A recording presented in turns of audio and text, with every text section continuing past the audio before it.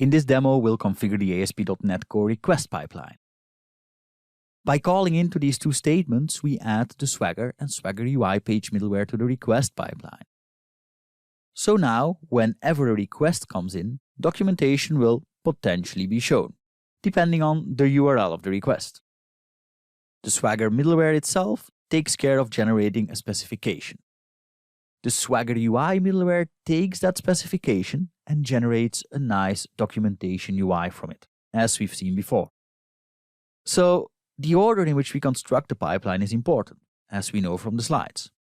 Swagger UI uses the specification generated by Swagger, so it's important that use Swagger is added before use Swagger UI.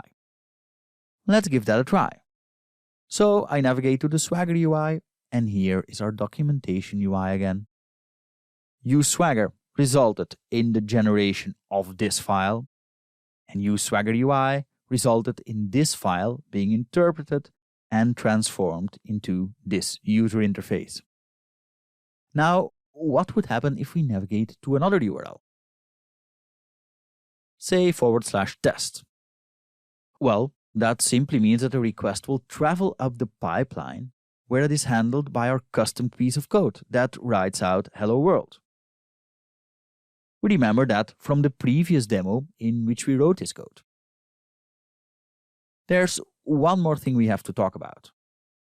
There's another line of code here that we commented out previously, app.environment.isDevelopment. This checks whether the current environment is a development environment. By surrounding the middleware calls with it, we signify that the Swagger-related middleware should only be added when we're running in the development environment. We haven't covered that before, so let's learn what it's all about.